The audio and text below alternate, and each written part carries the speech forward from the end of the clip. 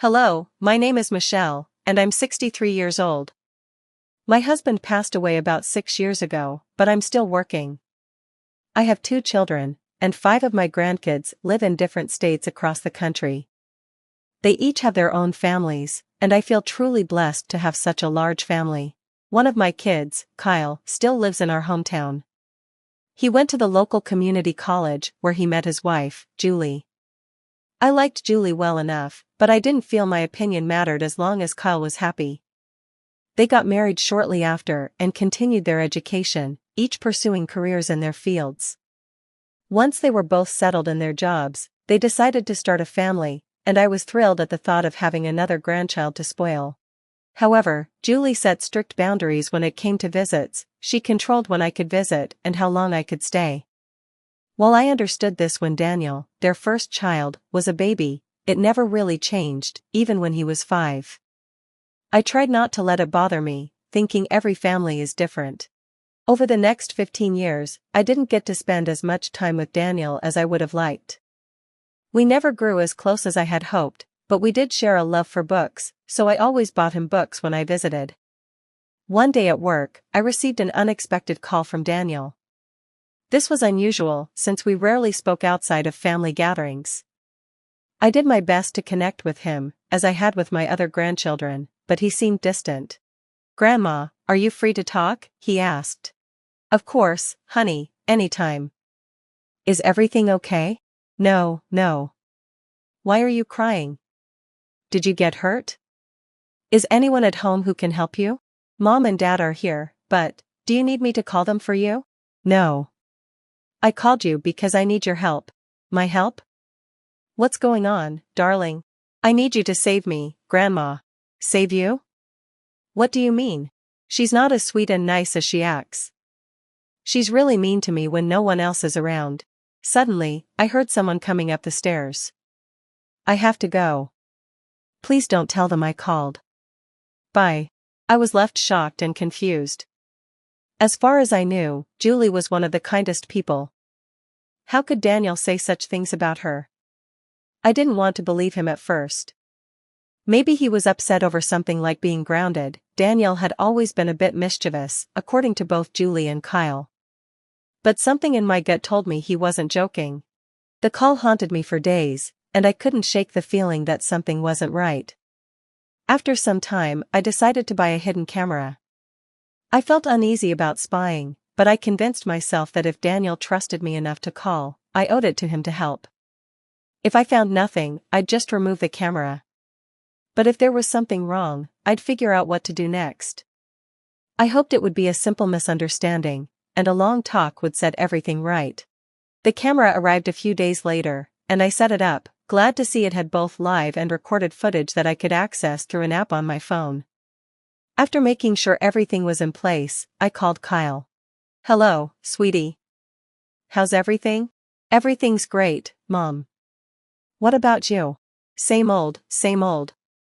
I was wondering if I could come by one day. We haven't seen each other in a while." "Of course. How about this Sunday?" "That works, but should I check with Julie if it's okay? I used to hate it when Dad made plans without asking me. But don't worry, Julie will be happy to have you over." "See you then, Mom. I'll be there around 6 o'clock. I was glad to be going to Kyle's, but I couldn't shake the feeling that I had other motives now. I was still excited to spend time with my son.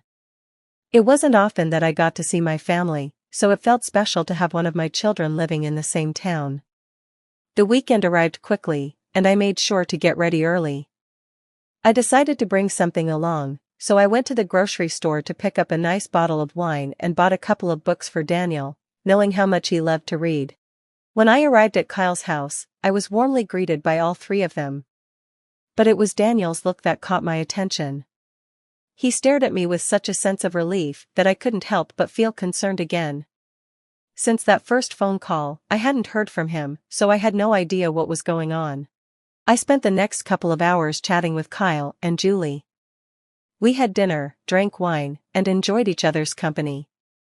At some point, Daniel excused himself and went to his room, likely because we were talking about things that didn't interest him.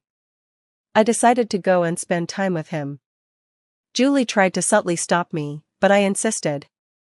I hadn't visited in a long time, and I wanted to spend some one-on-one time with my grandson.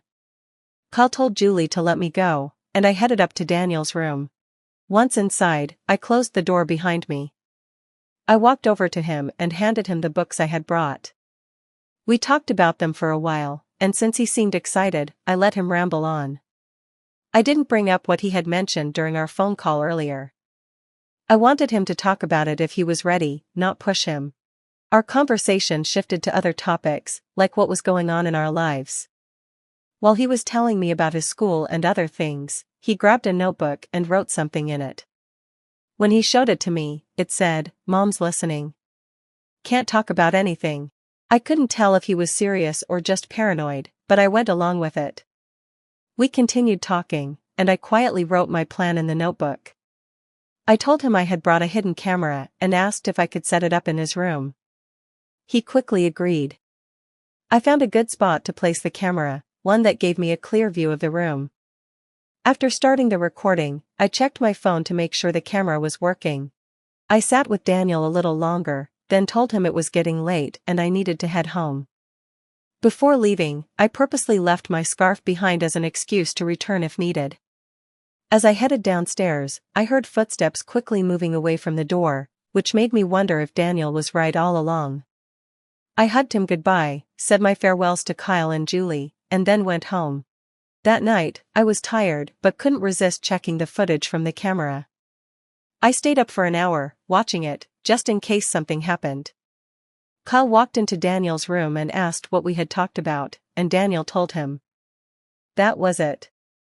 I finally went to bed, exhausted from the day. The next morning, I rushed to work and didn't check the camera again until I knew Daniel would be back from school. Again, there was nothing of concern, and I started to think maybe Daniel had been lying, but I decided to give it one more day. If I didn't find anything, I would visit when neither Kyle nor Julie was home and ask Daniel to give me the camera back. That night, as I watched the footage while reading, I finally discovered what Daniel had been trying to tell me. Julie entered the room with a stick in her hand, with Kyle following behind her. I quickly unmuted the video. Julie asked Daniel what he had done all day and made him describe everything in extreme detail. Whenever he stuttered, she sharply asked if he was lying. If she suspected he was, she made him hold out his palms and hit his knuckles 3 to 5 times with the stick. I watched in growing horror as Julie hit Daniel more and more frequently. Daniel was sobbing, and Kyle just stood there, watching. I was filled with a deep sense of disappointment and disgust. I had raised my children gently, believing that kids are smarter than we often give them credit for. They can understand when things are explained to them. I couldn't understand why Kyle just stood by, letting his son get hit for no reason. I wanted to rush over and stop them, but what would I say? It would be strange for me to show up again, just a day after my last visit. Then I remembered that I had left my scarf there, which could be the perfect excuse to go back, but I needed to wait another day, to make sure I could see Daniel again. I quickly grabbed my phone and called Kyle. Hey, Mom, is everything okay? Yes, no worries. I hope I'm not disturbing you. No. Julie and I were just saying goodnight to Daniel. Alright then, I just wanted to tell you that I think I left my scarf in Daniel's room last night. I remember setting it down and forgot to pick it up. Do you think I could swing by tomorrow to grab it? Why don't I just bring it over now? No, I'm too tired. I'm about to fall asleep. It's been a long day at work, and I can barely hold the phone right now. Alright then, how about tomorrow evening? I can't. I have a game night with friends tomorrow. Well, Julie and I won't be back until the evening. Why don't you come by the day after? I really need that scarf for tomorrow. We're having a gathering. Okay, you could come by in the afternoon. Daniel will be home. Lovely, I'll be there around 3. Good night, Mom.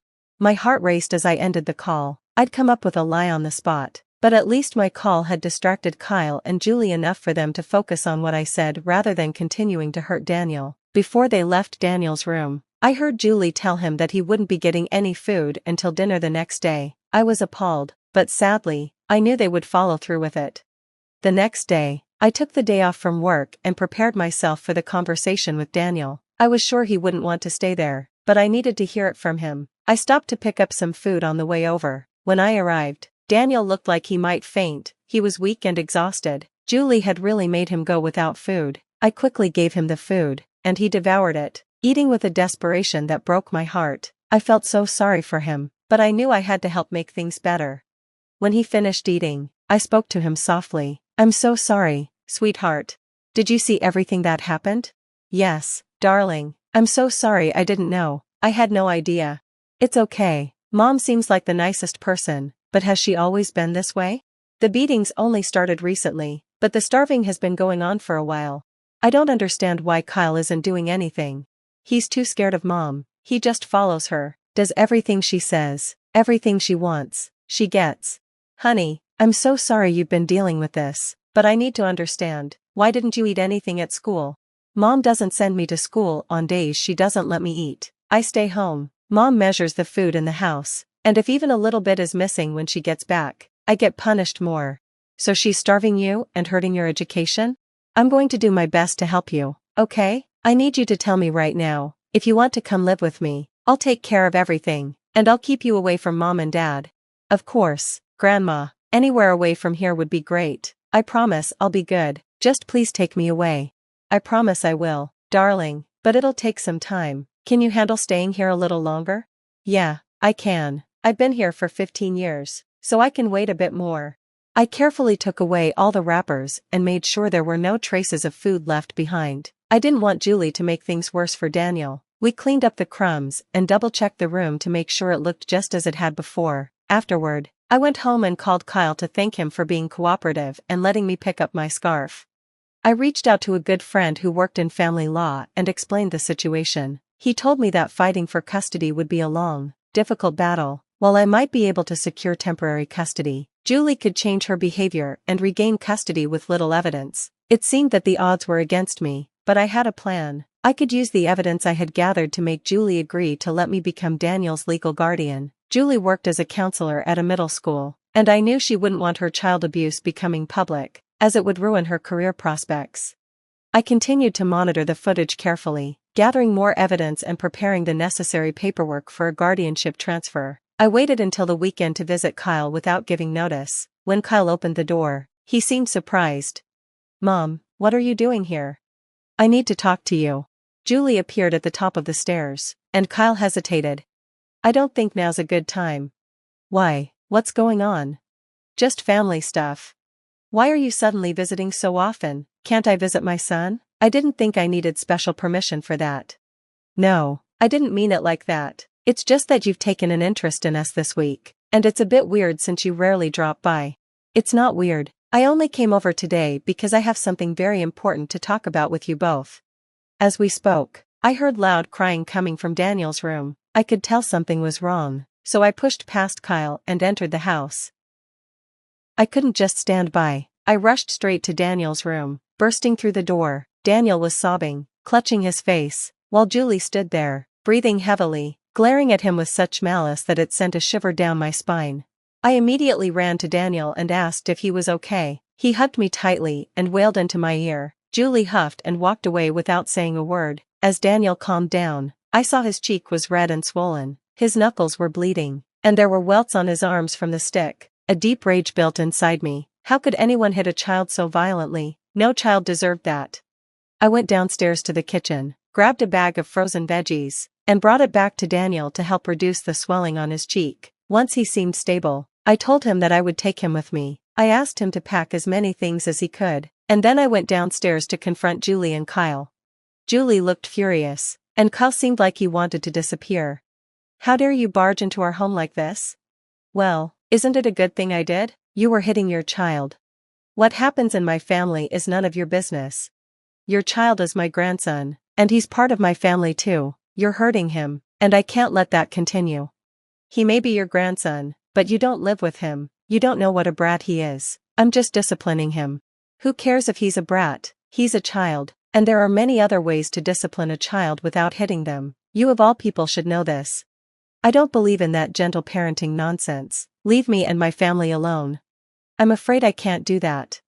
I handed Julie the papers to transfer guardianship to me. Both she and Kyle stared at the papers, confused. "You both have to sign, or I'll release proof of you hitting Daniel." "What do you mean by proof?"